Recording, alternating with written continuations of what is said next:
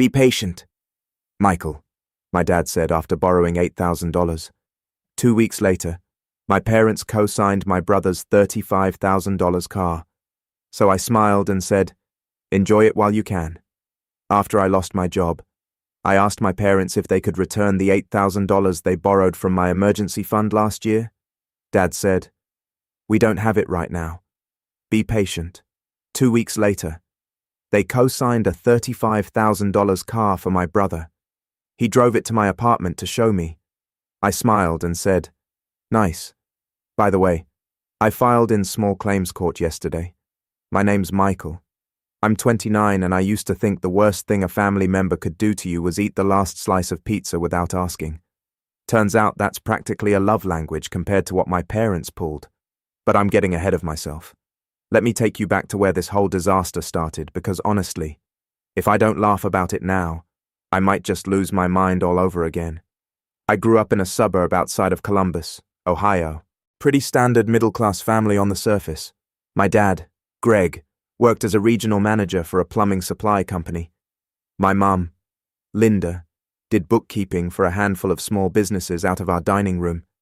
And then there was my younger brother, Tyler, 2 years younger than me. And from the moment that kid took his first breath, he was the sun around which my parents' entire universe revolved.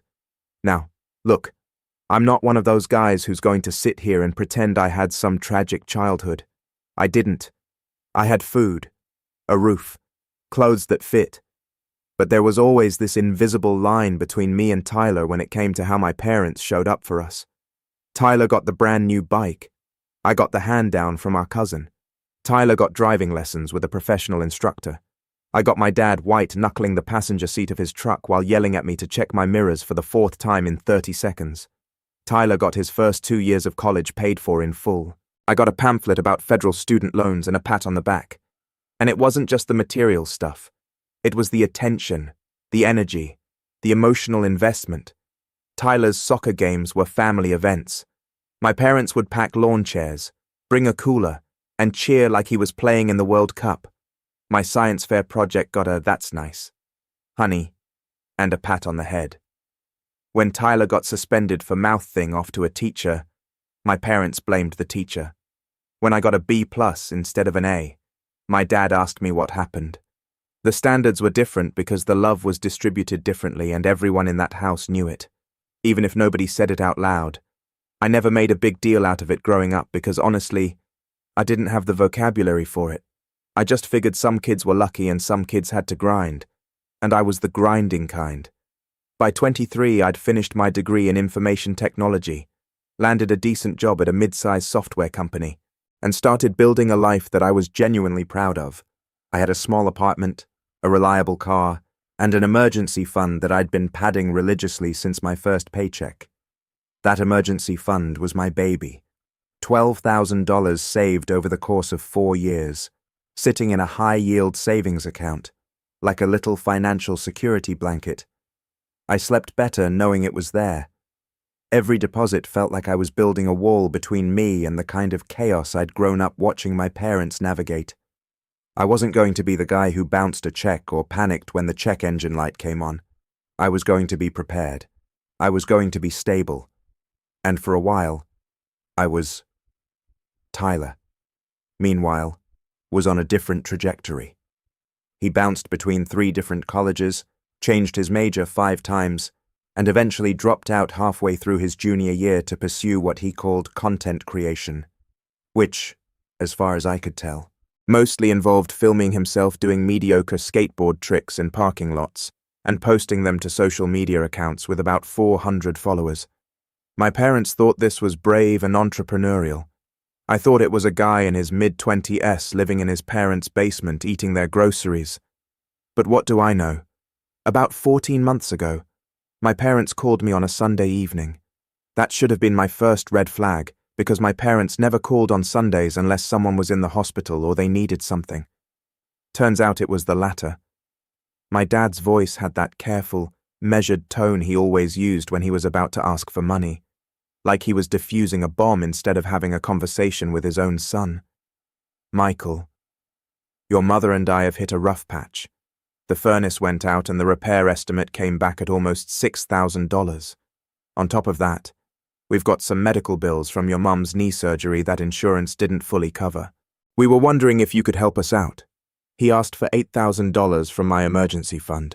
The fund I'd spent 4 years building from nothing. The fund that existed specifically so that I would never be in the position of needing to beg someone else for money. The irony of that is not lost on me. Trust me. Here's the thing. I love my parents despite everything, despite the favoritism, despite always feeling like the backup kid. I love them. And when your dad calls you sounding defeated and your mom is sniffling in the background, you don't sit there calculating compound interest. You help. So, I transferred $8,000 to their account the next morning.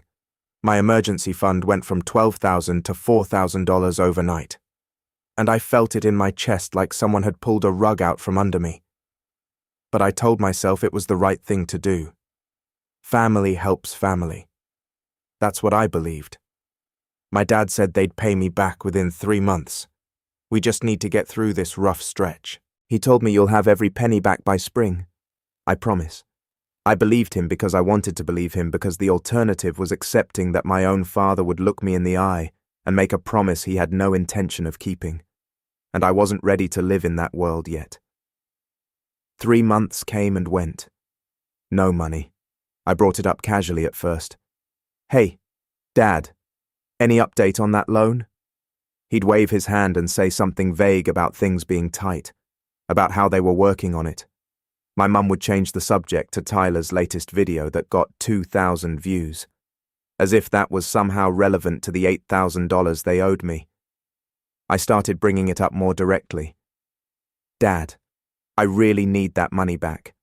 My emergency fund is decimated, and I don't feel comfortable without it. He'd get this annoyed look on his face like I was being unreasonable for wanting my own money returned. We don't have it right now. Michael, be patient. Be patient. 2 words that still make my blood pressure spike. Be patient while your parents sit on $8,000 of your money with zero urgency to return it. Be patient while you lie awake at night wondering what happens if your car breaks down or you get sick. Be patient. Michael, because your feelings and your financial security have never been the priority in this family. And why would that change now?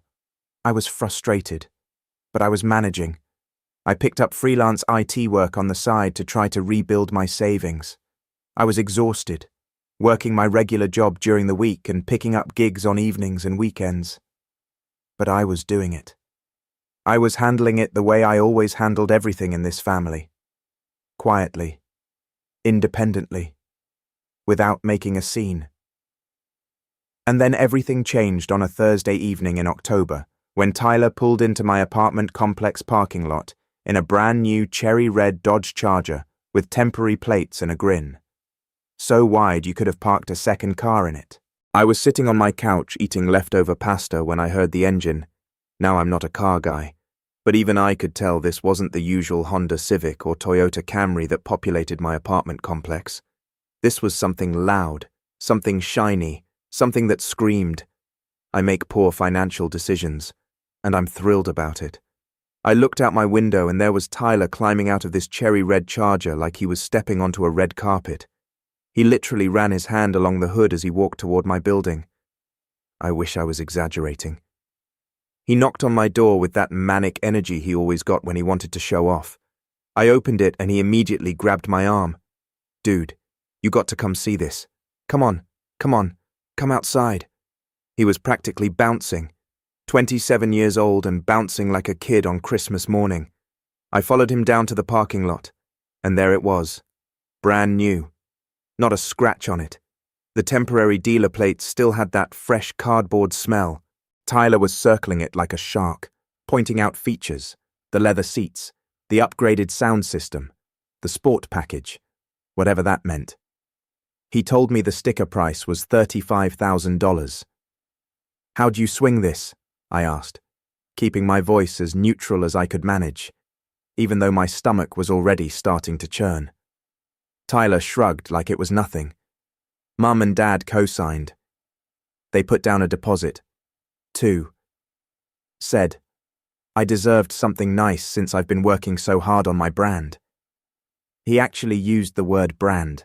The brand that consisted of shaky skateboard videos and the occasional photo of a sunset with a motivational quote. He definitely stole from someone else's page. I stood there in that parking lot staring at a $35,000 car that my parents had helped finance for my brother. And all I could think about was the $8,000 they told me they couldn't afford to pay back. The $8,000 from my emergency fund that I'd given them because they said the furnace was broken and the medical bills were piling up. The $8,000 that apparently didn't exist when I came asking, but materialized in the form of a deposit and a co-signature for Tyler's shiny new toy. I don't remember exactly what my face looked like in that moment, but Tyler must have noticed something because his grin faltered just a little. "You okay, man?" "Yeah," I said. "Nice car." And I went back inside. I sat on my couch for a long time after that. I didn't eat. I didn't turn the TV on. I just sat there letting the math settle in. My parents had told me to my face multiple times that they didn't have the money to pay me back. They told me to be patient.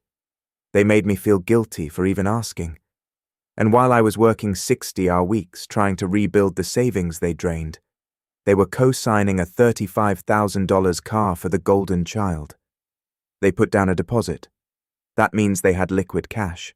Cash they chose to spend on Tyler instead of paying back the son who'd bailed them out when they were supposedly desperate. I called my dad the next morning. I tried to keep my voice calm, but I'm not going to pretend I was some Zen master about it.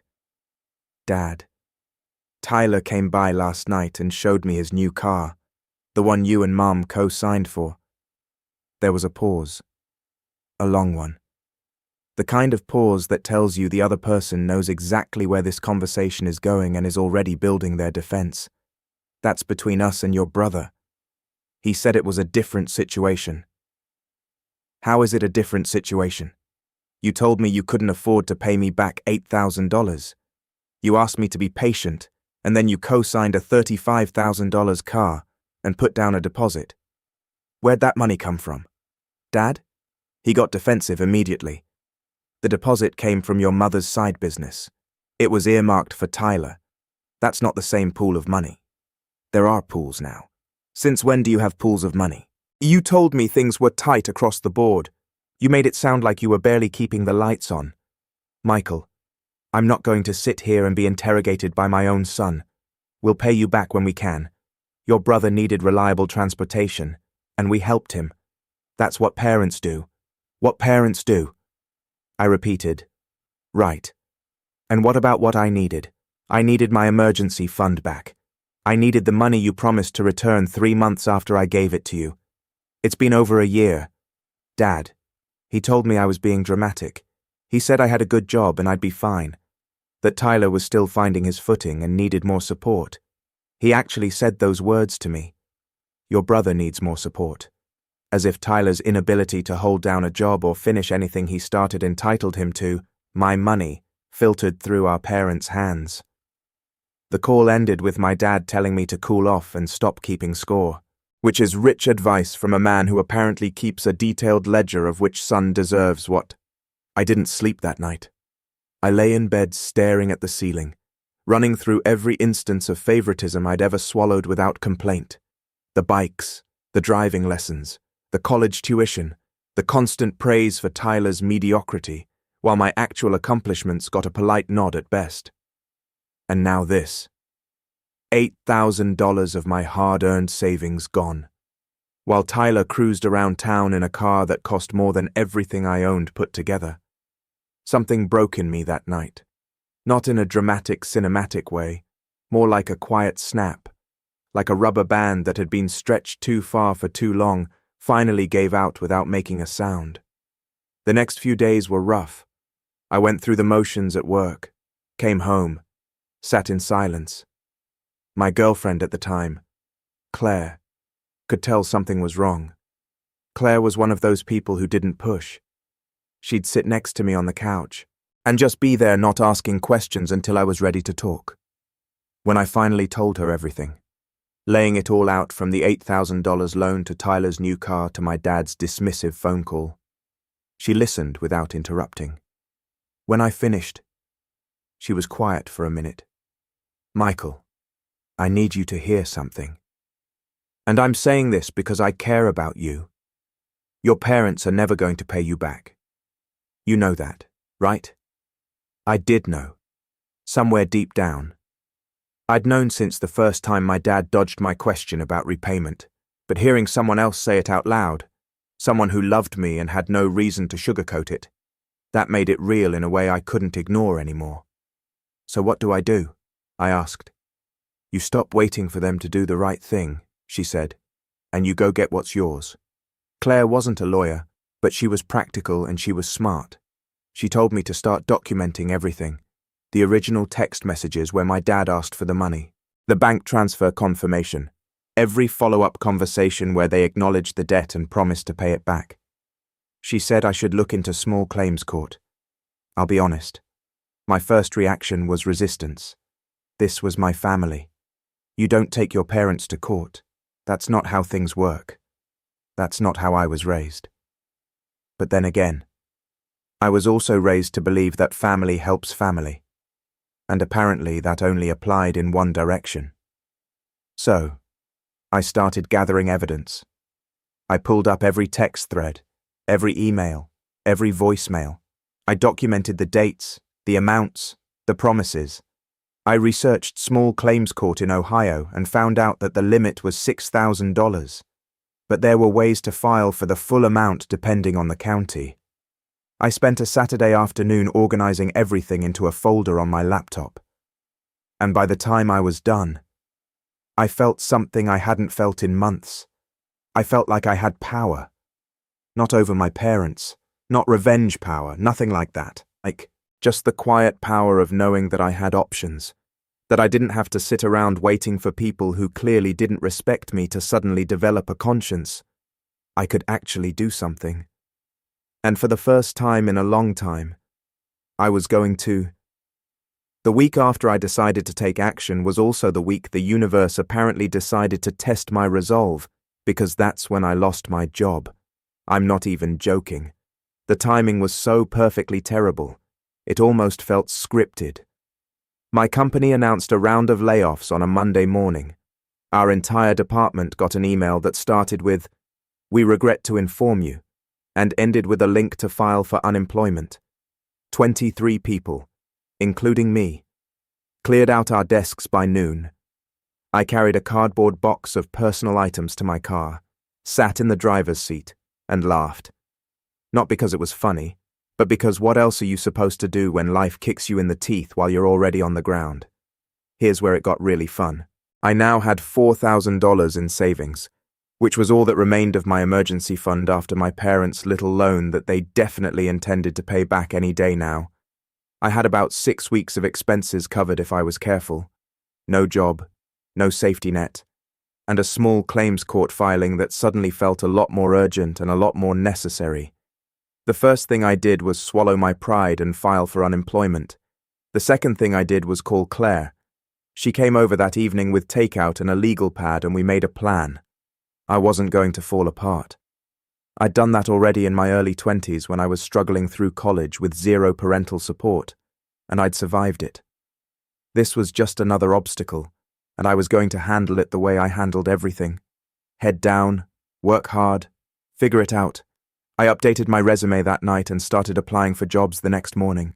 IT professionals were in demand, and I had solid experience plus a couple of certifications I'd earned on my own dime.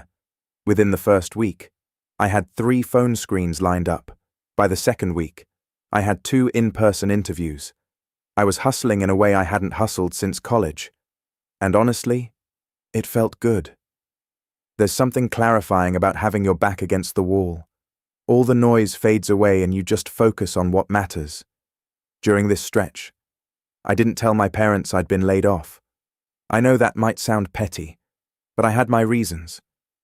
First, I knew exactly what would happen. My dad would use it as evidence that I was fine without the $8,000, because clearly I had bigger problems now, which somehow meant his debt to me was less important. My mum would fuss and worry in a way that was more about her own anxiety than my well-being, and Tyler would probably make some comment about how corporate jobs were soul-crushing, and I should consider building a personal brand. No thanks.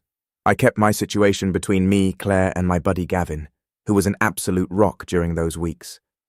Gavin and I had been friends since high school. He was the kind of guy who'd give you the shirt off his back and then crack a joke about how you looked better in it. Anyway, he worked in construction management and had connections all over Columbus. When I told him what happened with my job and my parents, he got this look on his face that I can only describe as controlled fury. "Let me get this straight," he said, leaning back in his chair at the bar where we'd met for drinks.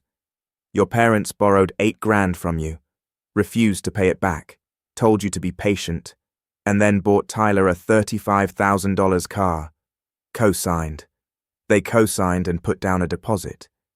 And you haven't set anything on fire yet? I'm exploring legal options instead." Gavin nodded slowly. "That's more mature than I would have been. You need a lawyer?" I told him about small claims court.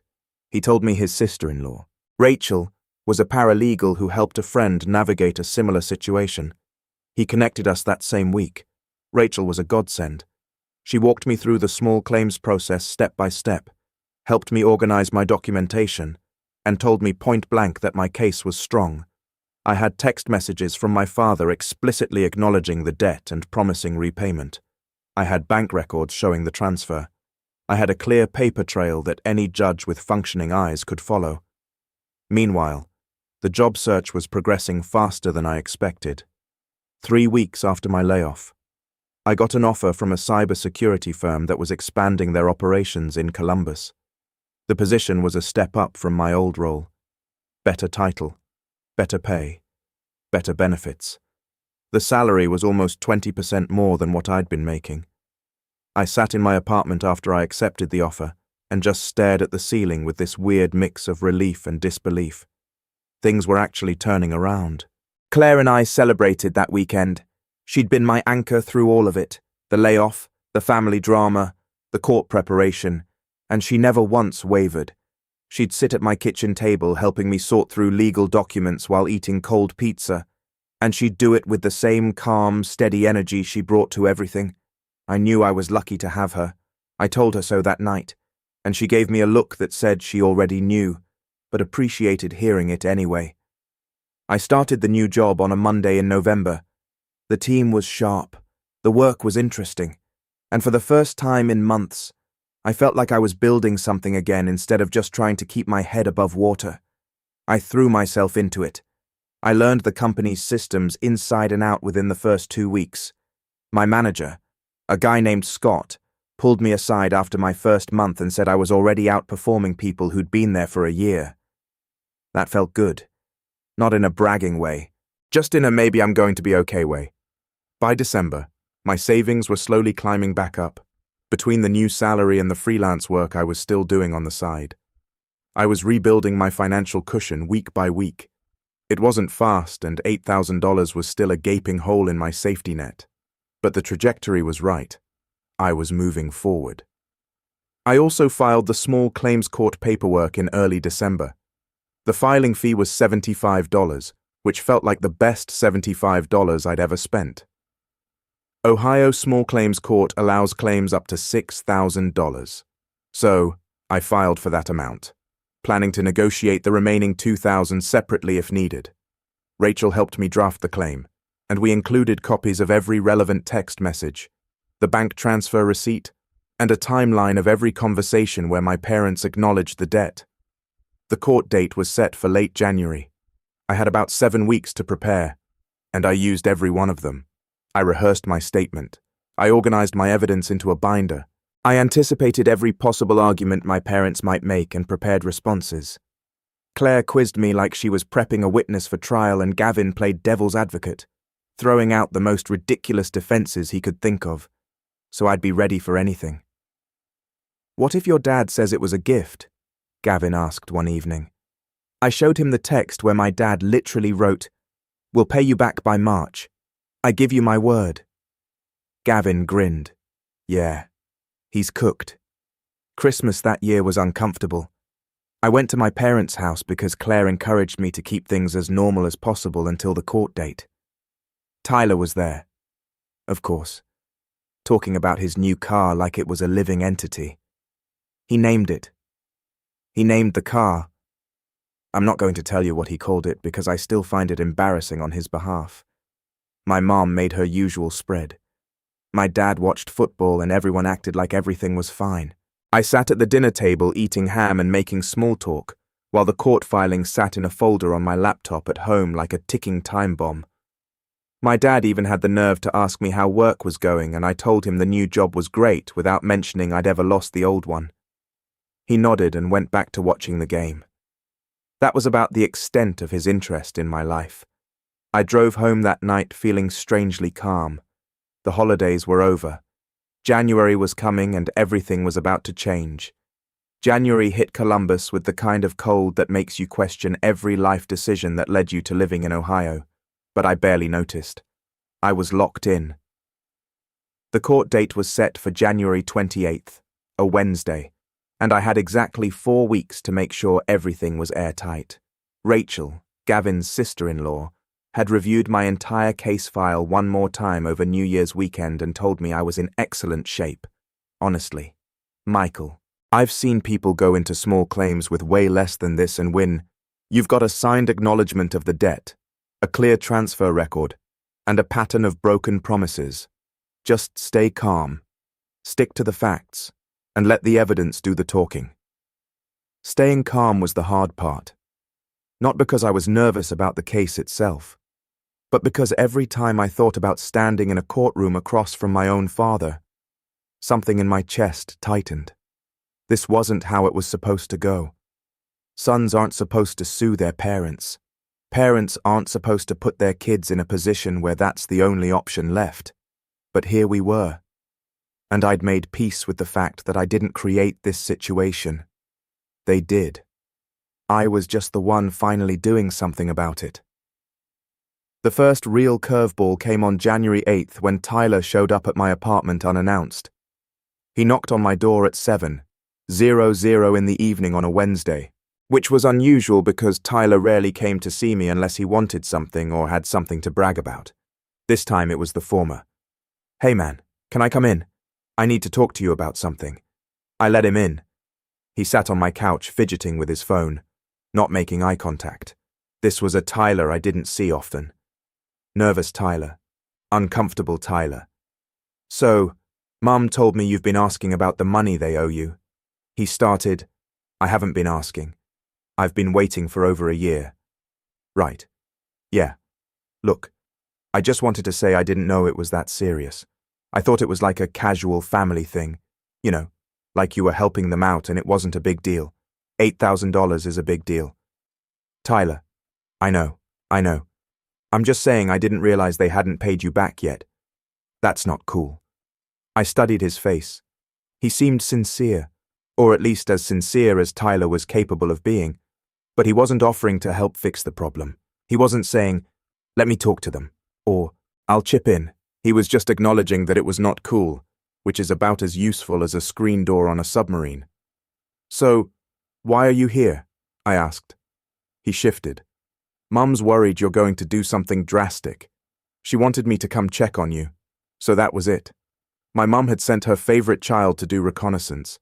Tell Mum I'm fine," I said, "and tell her and Dad that I'd really like my money back." Tyler left about 10 minutes later. He didn't mention the car. He didn't offer any solutions. He just served his purpose as the family messenger and went on his way. I closed the door behind him and texted Claire a summary of the conversation. Her response was 3 words. "Stay the course." The second curveball came 2 weeks before the court date when my mum called me directly. This was rare. My mum usually communicated through my dad or through Tyler like some kind of suburban relay system. But here she was calling me on a Saturday morning, her voice doing that strange cheerful thing it did when she was trying to smooth something over. "Michael, honey, your father and I have been talking and we want you to know that we haven't forgotten about the money. Things have just been complicated. You know how it is with the house and your father's work, and Tyler's car payments are actually more than we expected." And she trailed off, and I let the silence hang. I'd learned that silence was more powerful than any argument. People will fill it with the truth if you give them enough room. We were thinking maybe we could start paying you back in small amounts, like $200 a month. Would that work? $200 a month. At that rate, it would take over 3 years to pay back $8,000. And that was assuming they actually followed through, which based on their track record was about as likely as Tyler winning a Grammy. "Mom, I appreciate the offer, but I've already taken steps to resolve this." "What do you mean, taken steps?" "I filed a claim in small claims court. The hearing is January 28th. The silence on the other end of the line was so complete. I actually checked my phone to make sure the call hadn't dropped. Then came the sound I'd been expecting. My mother's voice, stripped of its cheerful veneer, replaced with something raw and wounded. "You're taking us to court. Michael? How could you do this to your family?" "Mum, I asked for the money back politely for over a year. I was patient, just like Dad told me to be. And while I was being patient, you co-signed a $35,000 car for Tyler. I don't know how else to interpret that. That was different. Tyler needed that car for his work." "His work? You mean the skateboard videos?" "He's building something." "Michael, you don't understand because you've always had things handed to you. I actually had to take the phone away from my ear for a second after that one. I've always had things handed to me. The kid who got the hand-down bike, the federal loan pamphlet, and $0 toward college had things handed to him. Meanwhile, the kid who dropped out of 3 colleges, lived at home rent-free until 26, and just got a $35,000 car purchased by his parents was the scrappy underdog. The math wasn't matting, as the kids say. Mum, I'm not going to argue about this. The court date is set. If you and Dad want to settle before then, you can pay me back in full and I'll withdraw the claim. Otherwise, I'll see you on the 28th. She hung up on me. First time in my life my mother had ever hung up on me. I sat there holding my phone and I won't lie. It stung. Despite everything. Despite the favoritism and the broken promises and the blatant disrespect. A part of me still wanted my mum to be my mum, to be on my side, to say, "You're right. We messed up. Let's fix this." But that wasn't the family I had. The family I had sent my brother to spy on me and then acted shocked when I stopped playing along. Over the next 2 weeks, I got 3 more calls. 2 from my dad. 1 from Tyler. My dad oscillated between anger and guilt-tripping. The first call was all fire and brimstone. "You want to drag your own parents into a courtroom over money? What kind of son does that?" The second call was softer, more calculated. "Michael, this is going to embarrass the whole family. Can't we just work this out between ourselves? Your mother hasn't slept in days. I told him the same thing I told my mom. Pay me back in full before the 28th and it all goes away." Tyler's call was the most interesting. He actually sounded rattled. "Dude, Mum and Dad are freaking out. Dad's been on the phone with his buddy, who's a retired cop, asking if you can actually do this. Mum's been crying. Can't you just drop it? Can they just pay me back? I mean, I don't think they have it right now. They had enough for your car deposit. He didn't have an answer for that. Nobody ever did." That was the question that shut down every single defense they tried to mount, because there was no version of reality where co-signing a $35,000 car while claiming you can't repay an $8,000 debt makes any kind of sense. The numbers told the story better than I ever could. The night before the hearing, Claire came over. We ordered Thai food and went through my evidence binder one last time. She'd been my rock through all of this. Steady, supportive, sharp when I needed her to be, and gentle when I didn't. She squeezed my hand across the kitchen table and said, "Whatever happens tomorrow, you already won. You stood up for yourself. That's the part that matters." I went to bed that night with my alarm set for 6, 00 in the morning and my court clothes hanging on the back of my bedroom door. A navy blue button-down, khaki pants, clean shoes, nothing flashy. Just a guy who came prepared and came correct. I fell asleep faster than I expected. And for the first time in over a year, I didn't dream about money. I pulled into the county courthouse parking lot at 8:15 on a Wednesday morning, 45 minutes before my hearing. The building was one of those squat beige municipal structures that looked like they were designed by someone who'd never seen a window they liked. I sat in my car for a few minutes, took some deep breaths, and reviewed my notes one final time. Then I walked inside, cleared security, and found the small claims courtroom on the second floor. My parents were already there. My dad was wearing a sport coat I'd never seen before, sitting ramrod straight on one of the wooden gallery benches. My mum was next to him in a blue dress, clutching her purse like it owed her money. Tyler was there, too, which surprised me. He was a few rows back in jeans and a hoodie, looking like he'd rather be literally anywhere else. He caught my eye and gave me this half wave, half shrug that I think was supposed to convey sympathy, but mostly conveyed confusion. I took my seat on the plaintiff's side and set my evidence binder on the table in front of me. The room was small, functional, no drama, no jury box, just a judge's bench, 2 tables, and some benches for spectators. There were 2 other cases scheduled before mine, so I watched them proceed. A landlord-tenant dispute and a fender-bender disagreement, both resolved quickly. Then the clerk called our case. The judge was a woman named Judge Patricia Owens. She was probably in her late 50s, reading glasses perched on her nose with the kind of expression that said she'd heard every excuse in the book and had stopped being impressed about 20 years ago. She reviewed the file, looked at me, looked at my parents, and asked me to present my case. I stood up and kept it simple. Your Honor, in September of last year, my parents contacted me asking for financial help. They told me their furnace had broken and they had medical bills. I transferred $8,000 from my emergency savings to their bank account. They promised to pay it back within 3 months. It has now been over 14 months, and I have not received any repayment. I walked her through the evidence, the text messages where my father asked for the money, his explicit promise to repay it by a specific date, the bank transfer record, the subsequent conversations where he acknowledged the debt and asked me to be patient.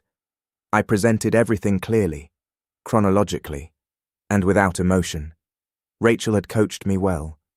Judges don't want drama. They want facts. Judge Owens reviewed each piece of evidence carefully, occasionally making notes. Then she turned to my dad. Sir, do you dispute that you received $8,000 from the plaintiff? My dad stood up.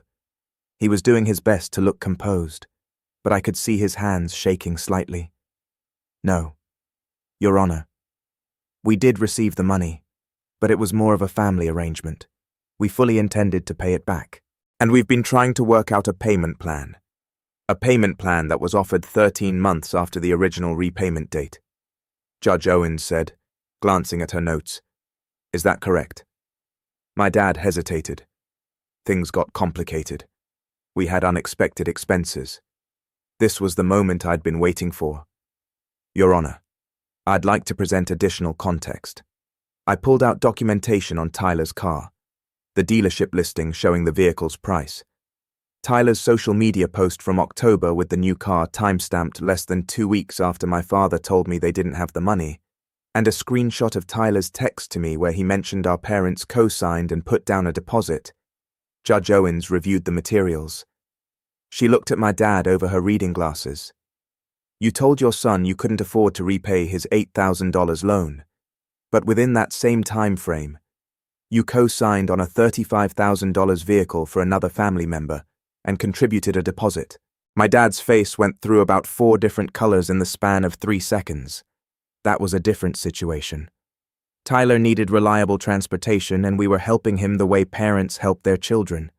And what was the plaintiff's loan for if not you helping yourself through a financial difficulty? My dad opened his mouth, closed it, opened it again. My mum was gripping her purse so hard her knuckles were white. Tyler was staring at the floor like he was trying to teleport himself out of the room through sheer willpower. Your Honor, my dad tried again. This is a family matter. We never thought it would come to this. We love our son and we always planned to make it right. Judge Owens took off her glasses and set them on the bench. Sir, I'm sure you do love your son. But love and financial obligations are two different things.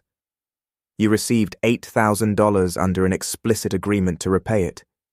You failed to do so. You then demonstrated the financial capacity to co-sign a major purchase for another child, while claiming you lacked the means to honor your debt. The evidence is clear. She ruled in my favor for the full $6,000, the small claims maximum, and noted the remaining $2,000 could be pursued separately. My dad was ordered to pay within 60 days. I thanked the judge, collected my binder, and walked out of that courtroom without looking back. I made it to my car before the tears came. Not sad tears, relief tears. The kind that come when you've been holding your breath for over a year and you finally get to exhale. My phone started buzzing before I left the parking lot. Tyler texted first. That was rough. Dude, I had no idea it was that bad. I'm sorry. My mom called, but I let it go to voicemail. She left a message that was mostly crying and the phrase, "I hope you're happy," repeated twice, which honestly I was. My dad didn't call or text. He just went silent, which was its own kind of message. Over the next 2 months, here's what happened. My dad paid the $6,000 in 2 installments, both within the 60-day window. I think the judge's comments about the car had rattled him enough that he didn't want to risk any further legal consequences. For the remaining $2,000, I didn't file a second claim. Instead, Tyler reached out to me about a week after the hearing and offered to pay the difference himself. I was genuinely shocked. Tyler transferred $2,000 to my account over 2 payments. When I asked where the money came from, he said he'd picked up a part-time gig at a warehouse. I figured if Mum and Dad weren't going to make it right, someone should. He told me. It was the most mature thing Tyler had ever said. And it shifted something between us. Not a dramatic reconciliation, but a small crack in the wall that had always separated us. Turns out he'd actually pivoted from the skateboard videos to doing social media management for local businesses, which was a real job with real clients. He was growing up. Better late than never. As for my parents, things were strained for a while. My mum didn't speak to me for almost 3 months after the hearing. My dad communicated only through brief transactional texts. But slowly the ice started to thaw. My mum sent me a text on my birthday. Just happy birthday. Michael. No emoji, no long message. But it was something. Then one evening in April, she called and said something I never expected to hear. We were wrong. Your father and I know we treated you unfairly. Not just with the money. For a long time. I don't know how to fix it. But I want you to know that I see it now. I told her I appreciated it, but that I needed things to actually be different going forward. Not just words. She said she understood. Whether she does remains to be seen. But the door is open. That's more than I had a year ago. As for me, I'm doing well. Better than well, actually. The cybersecurity job turned into a career I genuinely love. I got promoted 6 months in. Claire and I moved in together in March, and she still quizzes me on legal terminology when we're bored, which makes us either the most boring or the most prepared couple in Ohio. My emergency fund is fully rebuilt, and then some. I keep it in the same high-yield savings account, and every time I check the balance, I feel a quiet sense of pride that no one can take from me. Gavin still brings up the court case at every barbecue, embellishing details I have to correct. But I let him tell it. It's a good story, even if it took living through it to appreciate it. I don't regret filing that claim. Not for a second. Sometimes you have to teach the people you love that your kindness is not a renewable resource they can exploit without consequence. Sometimes the only way to earn respect is to demand it. And sometimes the kid who always got the hand-down bike is the one who ends up riding the farthest.